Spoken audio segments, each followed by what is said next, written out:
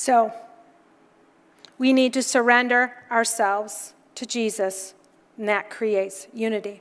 Now, I want to give you a little picture of what Jesus probably was dealing with.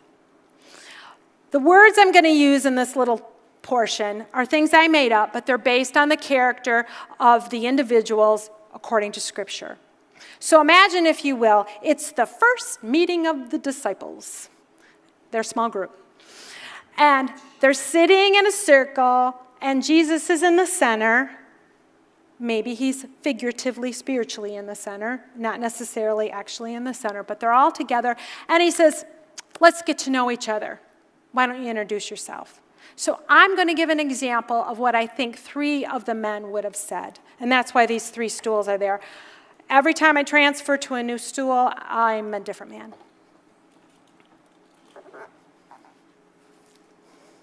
Hello, I'm Matthew. I'm a tax collector. I work for Rome. I bring in the money, and you have good roads because of it. And an aqueduct. Even heard the other day, Pontius Pilate is making a new one. Your taxes are doing that. It's true, however, I do take a little over the top, but that's what everybody does. So what's the problem with that?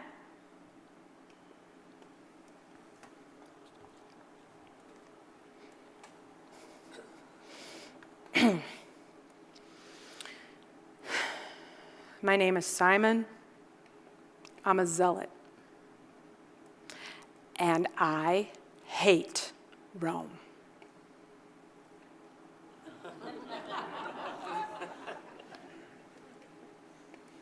I am passionate to see Israel to be returned to its true kingdom. I am passionate for my God, and I will stop at nothing, including violence, until I die.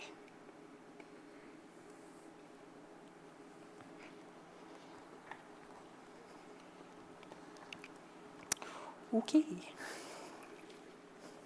My name is also Simon. I'm a fisherman. Later on, you'll know me as Simon Peter or Peter, but Jesus hasn't changed my name yet. I fish, catch lots of fish. I'm pretty good at it. Most of the money I earn goes to Texas. Another good portion goes to paying tribute so that I can fish on the Sea of Galilee. The rest, the little bit that's left, I just take care of my family. That's all I really want out of life, is just to be able to take care of my family.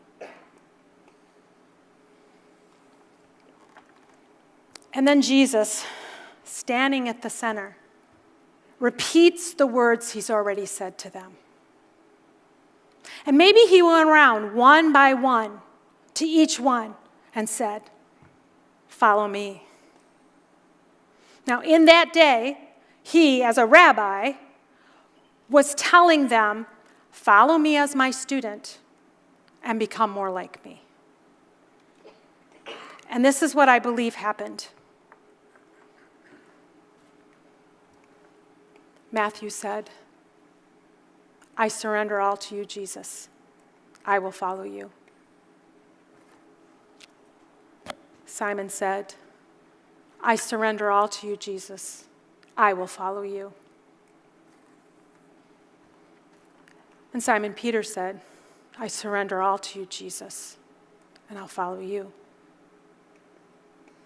Now, we know that this did not go perfectly. We know that the disciples argued at times. We know that they sinned. All of that is right here. But with the exception of Judas Iscariot, they came back to the center and they re-surrendered. So that's the beauty of this. Jesus is not asking us for perfection. He's asking us to willingly lay down our lives.